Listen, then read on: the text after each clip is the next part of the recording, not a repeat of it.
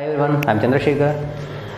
I'm a Java developer. I plan to upgrade my skills to full stack developer. At that time my friend suggested me to join in myTectra, and I was joined there, and I took the training on DevOps, Angular and microservices. There Mr. Akhilesh Pandey, he was provided me the theoretical knowledge as well as a practical knowledge.